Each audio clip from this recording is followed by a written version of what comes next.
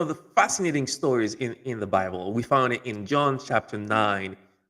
Jesus heals a man born blind. It starts with like a casual thing that happens, right? It says, as he, speaking about Jesus, as he passed by, he saw a man blind from birth.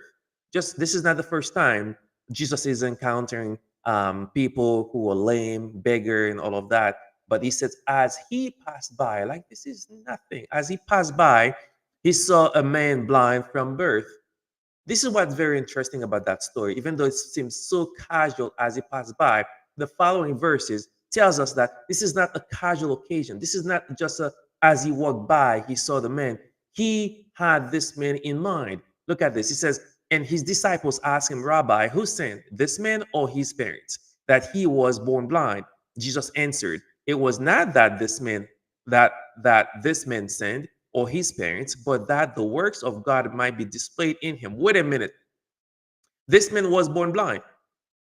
Okay. And as Jesus passed by, he said, because at that time, just like in the book of Job, they believe that, you sin and God punish you. Okay. It was who sinned? Somebody has to sin for this to happen to this man. Was it him or his parents? And Jesus said, no, no, neither. It wasn't this man, it wasn't his parents. But the works of God might be displayed in him. Can you imagine? Can you consider this with me? The very thing that you might be going through is that God wants to put his work on display in your life. The very pain, the very tragedy that happened, the very difficulties that you find yourself in, the trials that the challenges that you find yourselves in. Could it be that God is about to do something magnificent into your life? Because it just started as a casual thing, like as he passed by, he saw this man. It was not the first time Jesus saw a man, a lame man, a beggar, a blind, because at that time, when you were lame, blind, you were a beggar. Okay, you can't work. You need the help of somebody to get you to the gates where you can beg for food, for money. It wasn't the first time Jesus encountered this a situation like this, but he said this case, it wasn't this man's sin or his parents. It was that the works of God may be displayed in this man's life. This is mind blowing because you might be praying for years, either for your marriage or for a health condition or for your children or for something. You've been praying and you've been on your knees praying and you say, God, it seems like you have abandoned me. God, it seems like you don't want to talk to me. God, I wonder if you even exist. You start questioning God, and it says, wait a minute. This man was born blind. This man born blind, and this never happened before. What's going to happen here in history? If you have a blurry eyes, like you can see but it's a little bit blurry, and you go see a doctor, yes, they can help you with that. But this man, he has never seen anything before except darkness, and Jesus is about to change this. So in your life, there will be moments that you need to continue praying because Jesus is about to pass by.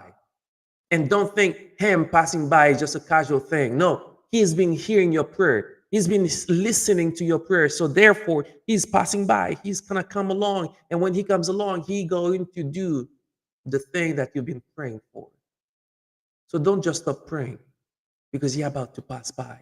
And when he passed by, you're just gonna need to touch you. You're just gonna need to say a word. In this man's life, he just spit on the ground and made mud, and he touched this man's eyes. He anointed this man's eyes, and he told him, "Go wash yourself in the pool of Siloam," which means sent. And this man went, and then he recovered his sight. This has never been done before in history. Somebody who was born blind and now has his sight back. This has never happened before. This is why the Pharisees, the religious leaders, was like, something is not right here. They were worried that they in their theology, God doesn't listen to sinners. If you are a sinner, God will not listen to you. And this is why they didn't believe that Jesus is from God. And they said to this man, who do you say about this man? This man, he said, he is a prophet. And they didn't believe that Jesus is a prophet. and they struggle with that. Listen, when God is about to do something in your life, even your parents, even your spouse can struggle to believe that God did it. Because God, when God is about to do something magnificent in your life, even your enemies will kind of like they need to stand back and look and say, "My goodness, what on earth just happened here?" Because they said, "Isn't this is the man that we saw you? You're a beggar. Yeah, this is the man." So what happened now? They call his parents. Is it true? This is your son who was born blind, and the parents kind of, yeah, that's my son, and how he recovers his sight, I do not know. But one thing I know, he was born blind, and this man was like, he, he give me my sight back. Jesus is going to give you your sight back. Jesus is going to give you your health back. Jesus is going to give you the desires of your heart, but you need to stay in connection with him. Like he says in John chapter 15, that you need to abide in him. You need to stay connected in him. Yes, the pain it's unbearable. Yes, it is hard, but you need to stay with him. Abide in him. Abide in him means like you will produce fruit. It depends on the fruit that he wants you to produce, but you abide in him. Stay with him. This man was born blind, and he wasn't a kid at that time. He was a man. Something miraculous happened. He says, as Jesus passed by, he saw this man. As Jesus is about to pass by, you're gonna see your pain. You're gonna see your tears. You're gonna see your suffering.